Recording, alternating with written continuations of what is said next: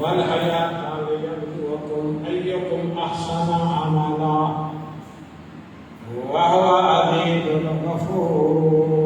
صلى الله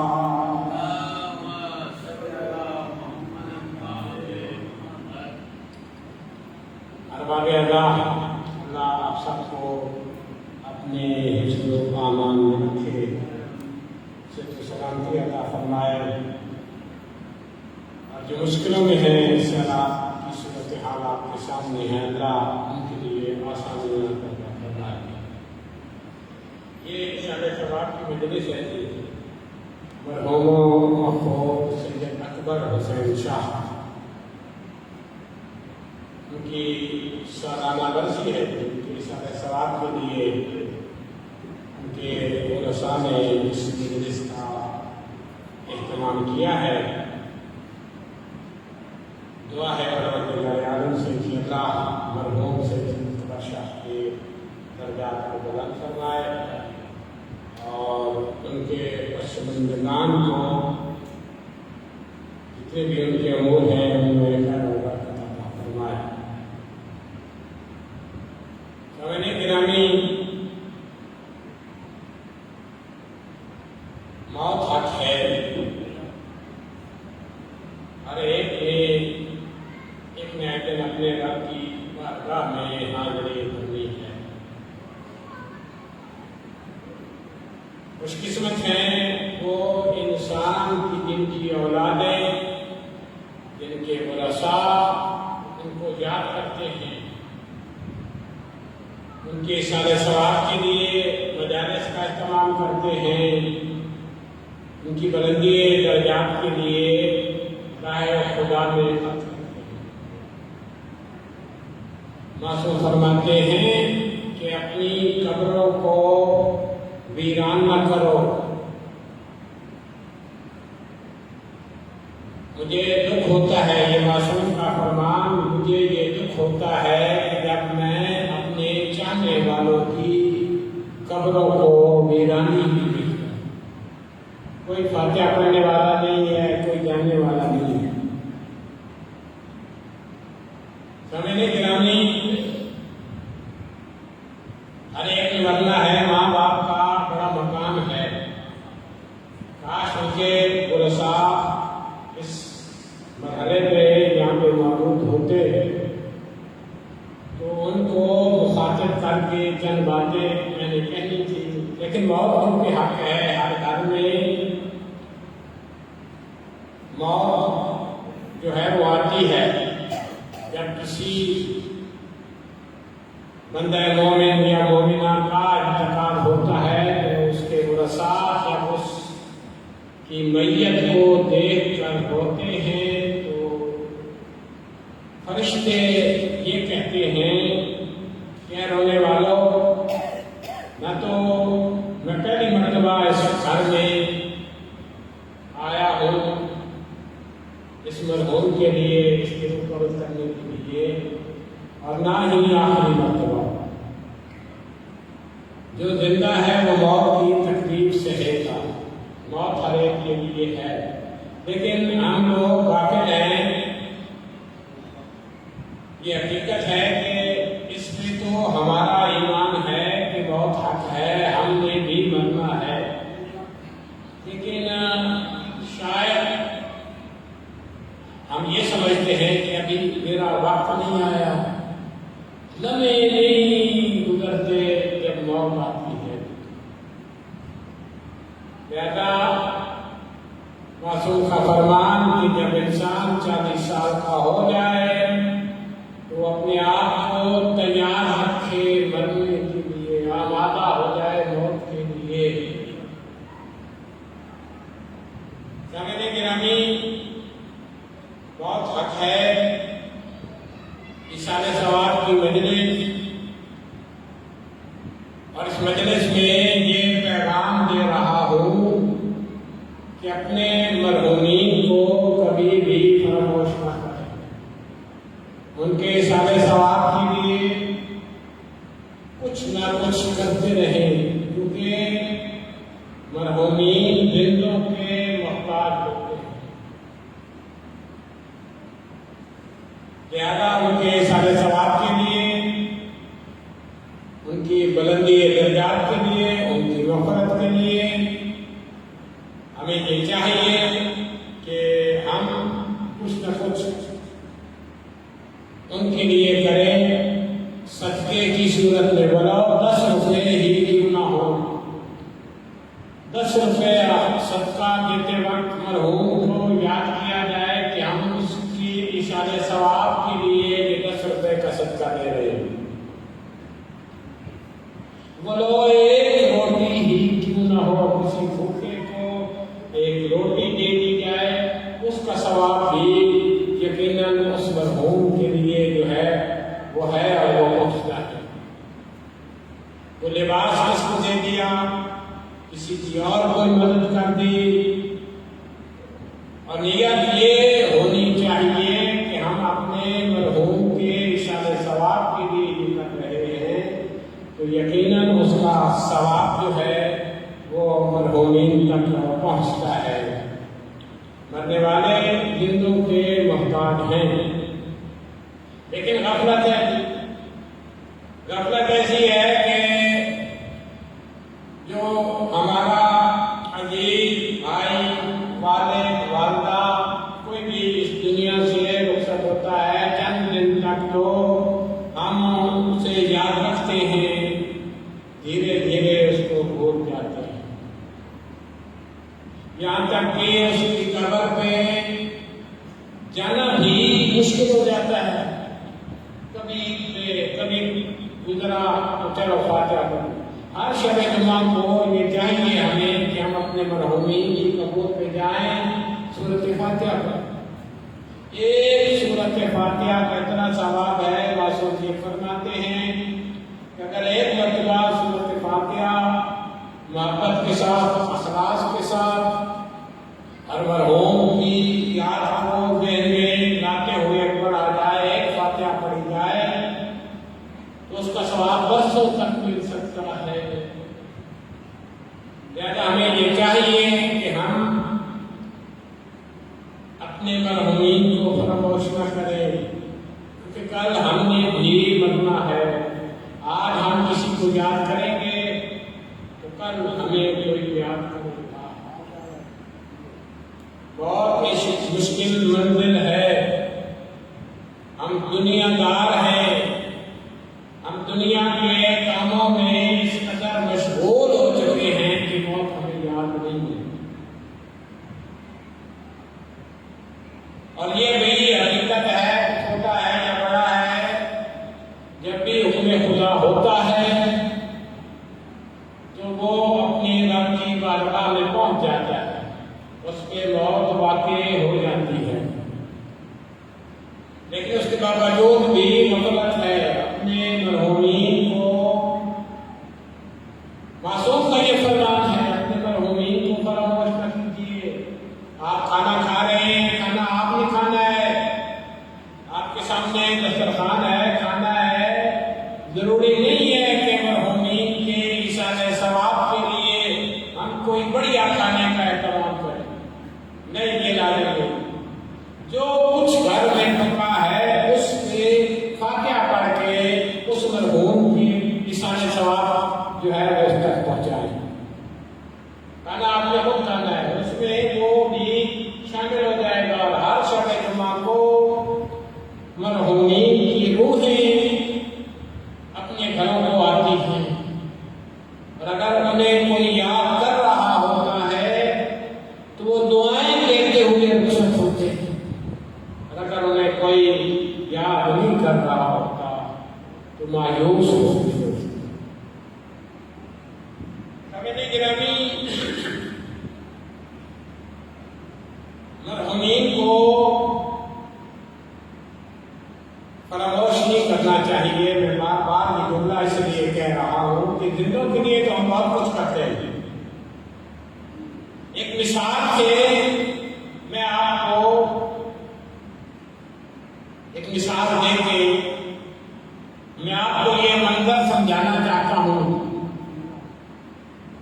مثال میں موت کا منظر ہم نے ذہنوں میں رکھنا ہے۔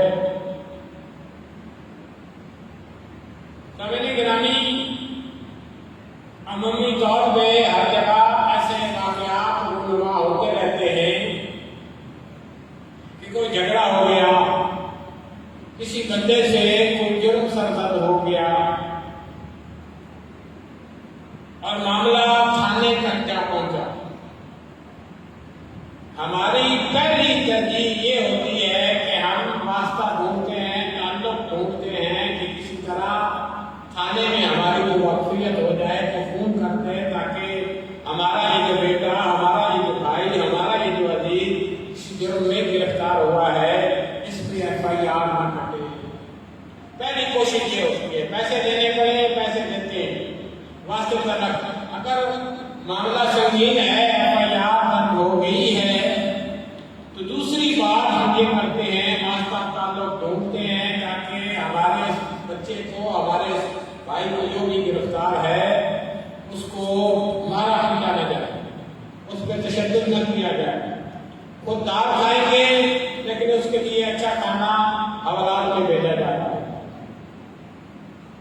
یہاں تک کہ معاملہ جو ہے وہ چلان مرتب ہو گیا اور معاملہ عدالت تک پہنچ گیا۔ اب ہم عدالت میں بھی واسطہ ڈھونڈیں گے، جج تک کوئی ہمارا جاننے والا جو جج سے جس کی جان پہچان ہو، تاکہ جج سے یہ التماس کی جائے کہ ہمارے لیے عزیز سے جو جرم واقع ہوا ہے اسے کم سزا دی جائے، اسے بری کر دیا جائے۔ تاریخیں جو ہیں وہ نکلتی ہیں عدالت میں، ہر تاریخ میں ہم اپنے ساتھ کچھ افراد کو لے کے جاتے ہیں، ان کے کھانے پینے کا جو ہے انتظام اور ذمہ اپنے ہاتھ لیتے ہیں، کھلایا جا رہا ہے، پلایا جا رہا ہے، گاڑیاں کرایہ سب کچھ کس کے لیے؟ اس شخص کے لیے جو زندان میں بند ہے۔ بعض کیس ایسے بھی ہوتے ہیں کہ جس میں انسان کے پاس جو کچھ ہوتا ہے وہ خرچ ہو جاتا ہے، یہاں تک کہ لوگ قرض لے کے اپنے مقدمات رکھتے ہیں۔ کس لیے خرچ ہو رہے ہیں، کس لیے دوڑ بھاگ ہو رہی ہے؟ وہ جو زندان میں بند ہے، آپ میری طرف متوجہ ہوں، میں آپ کو ایک منظر کی طرف لے کے جانا چاہتا ہوں۔ افسوس کا مقام یہ ہے کہ موت کی مجلس میں بھی ہم غفلت کا شکار ہوتے ہیں۔ وہ بندہ جو زندان میں بند ہے، زندہ ہے، زندان میں بند ہے، اس کے لیے ہم خرچ کر رہے ہیں، دوڑ بھاگ کر رہے ہیں۔ ہو سکتا ہے اسے رخصت سزا ہو اور وہ بری ہو جائے۔ زندہ ہے، ایک کمرے میں زندان میں بند ہے، اس کے لیے تو ہم اتنا کچھ کر رہے ہیں۔ اور جو قبر میں بند ہے، جس نے باہر نہیں آنا ہے، قبر میں چلا گیا ہے، پھر اس نے باہر نہیں آنا ہے، اس کے لیے ہم نے کیا کیا؟ سوچنے کا مقام ہے۔ ہر ایک نے اپنی قبر میں جا کے جواب دینا ہے۔ جو چلے گئے ہیں ہم ان کی طرف سے بات کر رہے ہیں کہ وہ ہمارے محتاج ہیں، لہذا ہمیں یہ چاہیے کہ ہر شب جمعہ کو یا جب موقع ملے ان کے نام پہ صدقہ دیں، خیرات دیں، کسی غریب مسکین کو لباس دیں۔ کچھ نہ کچھ ایسا ہونا چاہیے کہ جس کی وجہ سے ہمارے مرحومین کو راحت پہنچے، ان کی منزلیں آسان ہوں۔ ہر شب جمعہ کو دعا کرنی چاہیے، اور دعا کے لیے وقت کا تعین ہونا لازم نہیں ہے کہ ہم نے شام ہی کو دعا کرنی ہے، یہ دن میں بھی دعا کی جا سکتی ہے، بعد مغرب بھی کی جا سکتی ہے، لیکن بہتر ہے کہ مغرب سے پہلے، غروب سے پہلے ان کے لیے ان کی روحیں آئی ہوئی۔ پھر وہی بات کہ ہم غفلت میں ہیں، ہم اپنے مرحومین کو بھلا چکے ہیں۔ ایک عالم دین کا واقعہ ہے، عالم دین یہ کہتے ہیں کہ میں سفر میں تھا، اور سفر میں جب اس شہر میں جس شہر میں میں نے جانا تھا، اس شہر میں جب ہم پہنچا تو دروازے بند ہو چکے تھے۔ پرانے زمانے میں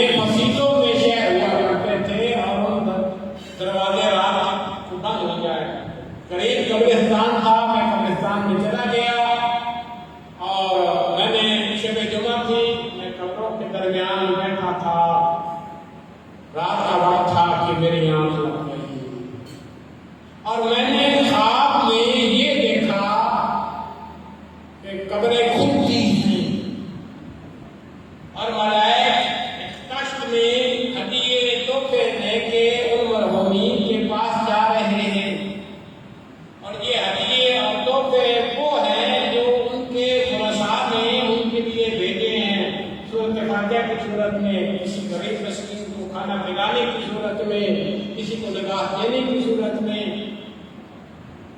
اور ایک بزرگ میں نے دیکھا کہ وہ بزرگ جو ہے اٹھ ہی نہیں پا رہا، اتنا ضعیف، اتنا کمزور ہو چکا ہے۔ میں گیا، میں نے اسے سہارا دیا، میں نے اسے اٹھایا اور میں نے پوچھا کہ کیا بات ہے، تم سے اٹھا کیوں نہیں جا رہا؟ یہ سارے قبروں والے جو ہیں اکثر و بیشتر ایسے ہیں کہ ان کو کوئی نہ کوئی ہدیہ، کوئی نہ کوئی تحفہ ملائکہ لا کے دے رہے ہیں، تمہارے پاس کوئی فرشتہ نہیں آیا؟ میرا ایک بیٹا ہے جو مجھے فراموش کیے گئے،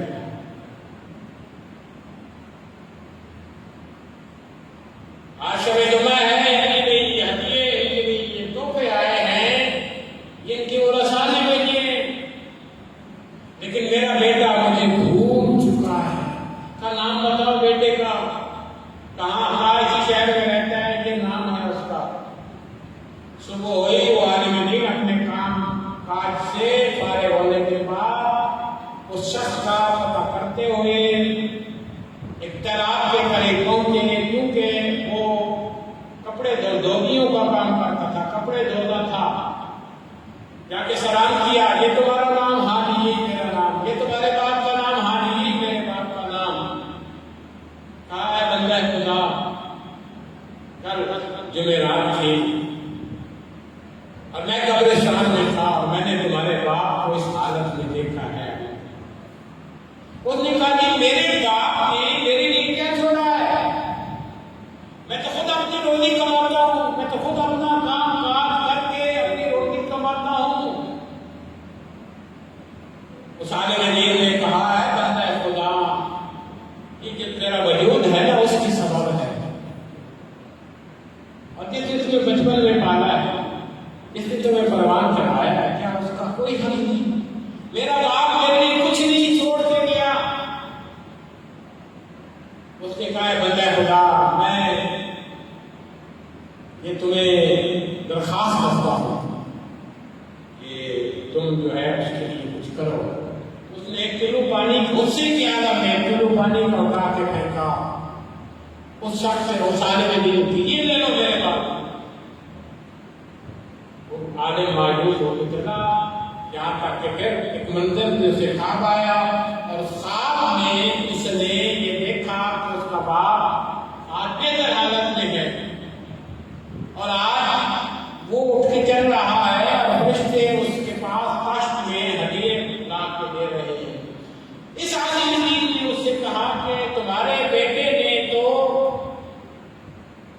میں نے سفارش کی تھی تمہاری، لیکن وہ نظر انداز اور 1 کلو پانی کا اٹھا کے میری طرف پھینکا تھا حالت غصہ میں۔ اس نے کہا کیونکہ وہ میرے نام پر پھینکا گیا تھا، لہذا اس کے صدقے اور صلے میں اللہ نے مجھے انعام دیا۔ سمجھے گرامی، موت حق ہے، ہر ایک مرنا ہے۔ آئیے میں آپ کو امام جعفر صادق علیہ السلام کا ایک جملہ جو کہ صحیفہ کاملہ عادلہ میں ہے، وہ آپ کے سامنے گوشتگزار کرنا چاہوں گا، کیونکہ مجلس شروع ہو چکی ہے، ابھی پڑھنے والے بھی نہیں پہنچے، سننے والے بھی بیٹھ رہے ہیں، تو ظاہر سی بات ہے کہ جب کوئی ممبر کے قریب آئے گا تب ہی میں اپنی گفتگو کو تمام کروں گا۔ امام زین العابدین علیہ السلام اپنے اصحاب میں بیٹھے ہوئے ہیں اور گریہ کر رہے ہیں، رو رہے ہیں امام زین العابدین علیہ السلام۔ اور امام زین العابدین کا یہ گریہ، امام نے 40 سال گریہ کیا ہے، امام نے تو خون کی آنسو ہوئے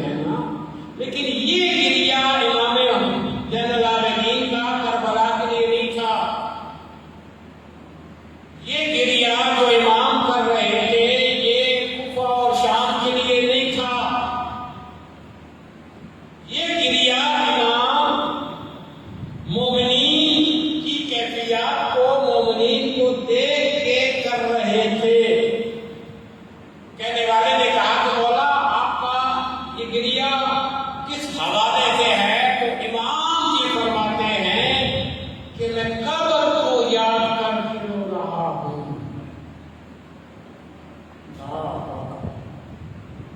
امام معصوم یہ فرما رہے ہیں کہ میں قبر کو یاد کر کے رو رہا ہوں. میں روح نکلنے کے منظر کو دیکھ کے رو رہا ہوں. میں قبر کی تاریکی کو دیکھ کے رو رہا ہوں. میں سوال و جواب کی منظر کو دیکھ کر رو رہا ہوں. سامعین گرامی، یہ امام جو ہے نا، یہ اپنے لیے نہیں رو رہے تھے. وہ تو معصوم ہیں، وہ تو امام ہیں. وہ اپنے چاہنے والوں کو متوجہ کر رہے تھے کہ جب فرشتہ آتا ہے ملک الموت، امام فرماتے ہیں کہ وہ ناخون سے، پاؤں کے ناخون سے روح کو نکالنا شروع کرتا ہے. اور جتنی بھی رگیں ہیں، جتنی بھی وینے ہیں، کیوں زندہ ہے، انسان ہے، زندہ ہے، ہر چیز زندہ ہے. انسان کے اعضاء کے تمام اعضاء جو ہے وہ زندہ ہے. ایک ایک وین، ایک ایک رگ سے جان نکلنا شروع ہوتی ہے. یہ امام فرما رہے ہیں. اور پاؤں سے یہ روح نکلتی نکلتی ٹخنوں سے پنڈلیاں، پنڈلیوں سے گھٹنے، گھٹنوں سے رانے، رانے سے بطن، بطن سے سینہ. اور اسی طرح امام نے ہاتھوں کو بھی بتایا کہ ان ہاتھوں میں سے بھی اسی طرح روح نکلنا شروع ہوتی ہے. اور روح کا نکلنا معصوم یہ فرما رہتے ہیں کہ ایک اذیت ناک مرحلہ ہوتا ہے. سامعین گرامی، میں اس بات کو تھوڑا سا اور واضح کر دوں کہ یہ جو معصوم ہیں نا جی، جو ہمارے لیے رو رہے ہیں، ان کے لیے ملک الموت نہیں آتا. میں بڑی ذمہ داری کے ساتھ یہ بات کر رہا ہوں. یہ ملک الموت آپ کے لیے، ہمارے لیے آتا ہے. معصومین کے پاس فرشتہ آتا ہے، لیکن معصومین کی روح فرشتے قبض نہیں کرتے. سامعین گرامی، فرشتے قاصد بن کے معصومین کے پاس آتے ہیں، پیغام الہی لے کے معصومین کے پاس آتے ہیں اور یہ کہتے ہیں کہ اللہ نے اپنی بارگاہ میں آپ کو یاد کیا. اور پھر معصومین اللہ کی بارگاہ میں حاضر ہو گئے. لیکن ہمارے لیے معصوم یہ تصویر دے رہے ہیں کہ یہ مشکل منزل ہوتی ہے، روح کا نکلنا. روح کے نکلنے کے بھی دو سبب معصوم نے بتائے ہیں. معصوم نے فرمایا کہ بعض لوگوں کی، بعض مومنین کی روح نکلنے میں بڑی اذیت ہوتی ہے، انہیں تکلیف سے گزرتے ہیں. لہذا اس کے ساتھ ساتھ معصوم نے یہ بھی فرمایا ہے کہ جب میت کو غسل دیا جا رہا ہو تو اس کے جسم پر ہلکا ہاتھ رکھا جائے. سخت ہاتھ سے مومن کو غسل نہ دیا جائے، کیونکہ اس کی ہڈیاں زخمی ہو جاتی ہیں روح نکلنے سے. اس کا گوشت، اس کی وینیں زخمی ہو جاتی ہیں. لہذا جب غسل دیا جائے تو نرم ہاتھ کے ساتھ. معصوم نے یہ فرمایا کہ یہ منزل ہے کہ اس میں جان نکلنے میں دشواری ہوتی ہے، مشکلات ہوتی ہے، مردے کے لیے اذیت ہوتی ہے. کیفیت میں نے آپ کے سامنے گوشت گزار کر دی ہے. دوسری منزل پہ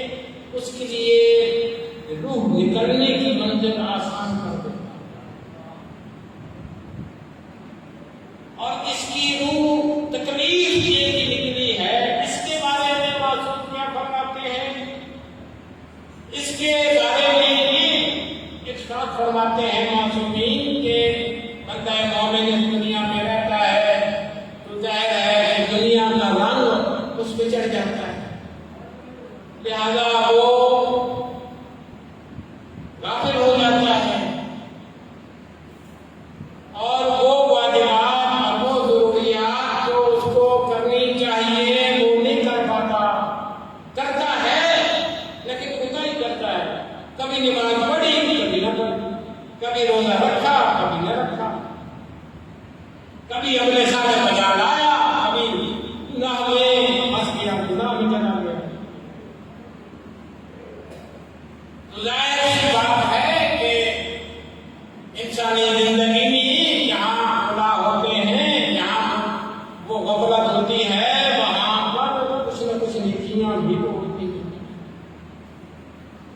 لہذا اللہ یہ چاہتا ہے کہ اس بندے نے علی کا دامن تھاما ہے، یہ علی سے وابستہ ہے، یہ اہل بیت سے وابستہ ہے، لہذا دنیا ہی میں اسے ایسے امتحان اور مشکل میں مبتلا کر دیا جائے تاکہ اس کی آخرت کی منزل آسان ہو جائے۔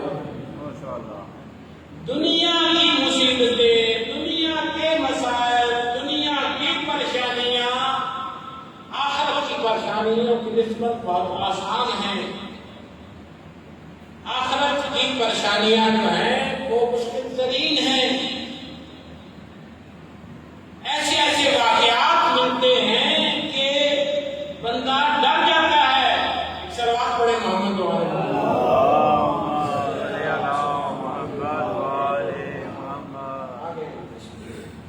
بس راکٹ صاحب آ گئے اور میری گفتگو بھی یہی سمجھے تمام ہوگی۔ سامعین گرامی، ایک شخص کے بارے میں کتاب میرے پاس موجود ہے، یہ واقعہ ملتا ہے کہ شب و روز وہ مسجد کی خدمت کیا کرتا تھا، جھاڑو دیتا تھا مسجد کے اندر، صفائی ستھرائی، اور اس کا بہت بڑا ثواب ہے۔ مسجد کی نمازی، اور وہ بیمار ہو گیا۔ اگر آپ میری طرح متوجہ ہو جائیں تو مہربانی ہوگی، میں ممبر پہ کھڑا ہوں، کچھ بات کر رہا ہوں، بندے آتے جاتے رہتے، بیمار ہو گیا، اور ایسا بیمار ہو گیا کہ اس نے اپنے آپ کو کمرے میں بند کر دیا۔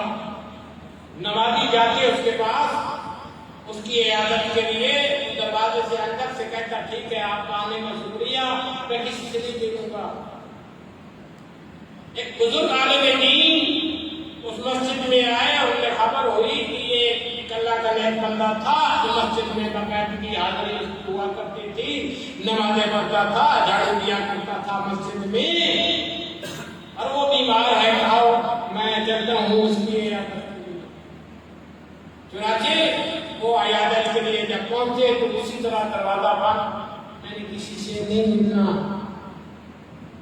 تعارف کروایا اپنا کہ میں فلاں علاقے کا عالم ہوں اور میں اندر آ کے جو بھی معاملہ ہے اس کی بات خبر نہیں کروں گا۔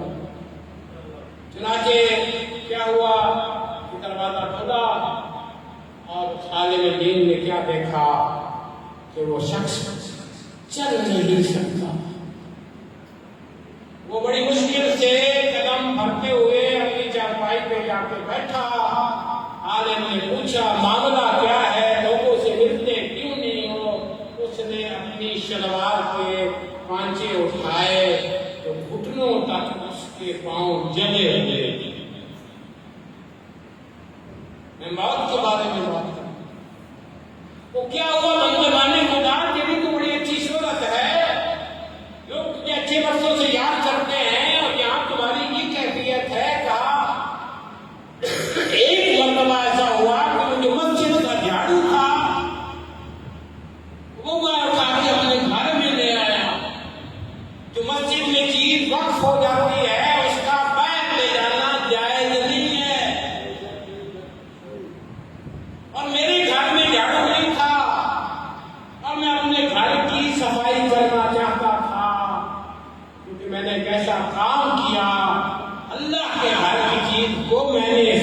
کیا، جس کا نتیجہ یہ نکلا کہ میرے پاؤں میں جلن شروع ہو گئی اور میرے پاؤں اس حال میں پہنچ گئے کہ جیسے کسی نے آگ میں مجھے بھون دیا۔ سامعین گرامی، ذاکر صاحب آگے ہیں اور میں اپنی گفتگو کو تمام کیے دیتا ہوں۔ امام زین العابدین کا ذکر ہوا، یہ امام کا فرمان میں نے آپ کے لیے بہت لمبا فرمان ہے۔ امام قبر کی تنہائی کے اوپر بھی بات کر رہے ہیں، آپ تنگی قبر کے اوپر بھی بات کر رہے ہیں، آپ سوال و جواب کے اوپر بھی بات کر رہے ہیں، لیکن وقت میرے پاس نہیں بچا ہے، لہذا ایک جملہ مسائل کا بیان کر کے میں آپ کی ذہن کو تمام کر دیتا ہوں، اور وہ یہ ہے سامعین گرامی، جب سید الساجدین مدینہ میں پہنچے کہ آپ کے چاہنے والے نے جب آپ کی یہ کیفیت دیکھی کہ شب و روز سید الساجدین گھومتے ہیں۔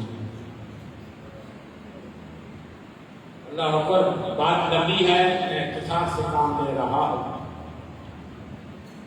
امام سے پوچھا گیا کہ مولا سب سے زیادہ مصیبتیں آپ پہ کہاں پہ ہیں؟ سید الساجدین نے کہا الشام، الشام، الشام۔ سامعین گرامی، یہاں پہ سوال پیدا ہوتا ہے، اور وہ سوال یہ ہے کہ میرے مولا نے 3 مرتبہ الشام، الشام، الشام کہا۔ ایک مرتبہ کہہ دیتے، سمجھنے والے کو سمجھ آ جاتی، مشکلیں مصیبتیں امام کو، مسائل امام کو شام میں دے جاتے تھے۔ یہ 3 مرتبہ شام شام شام۔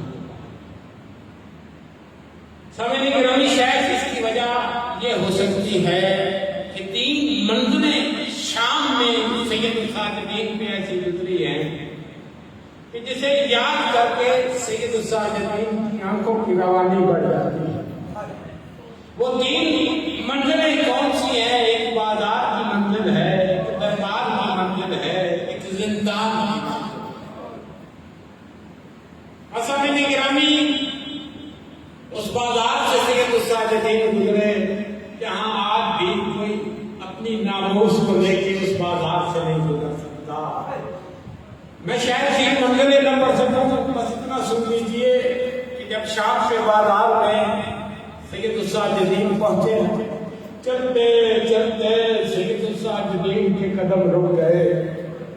جناب زینب نے کہا کہ میرے لال چڑھتے کیوں نہیں ہو؟ کھا پکی اماں، بھیڑ بہت ہے۔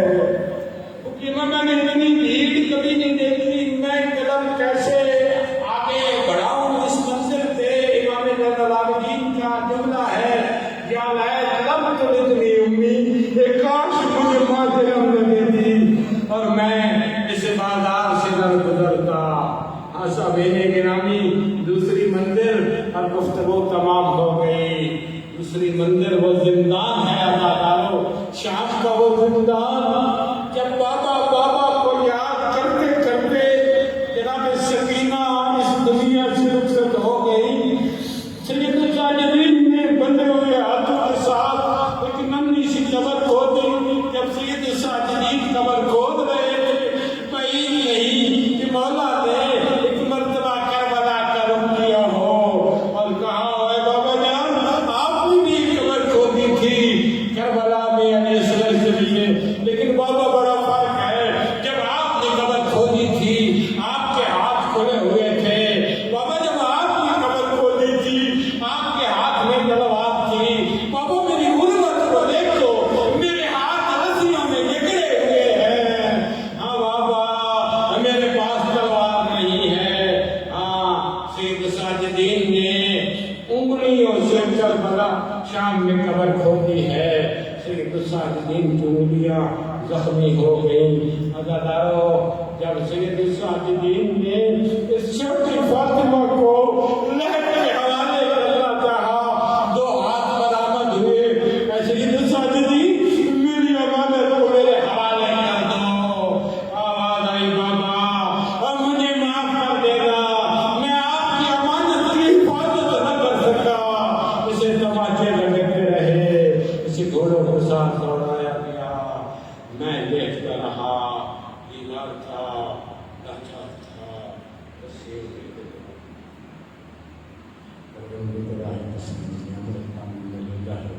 وإنا إليه راجعون۔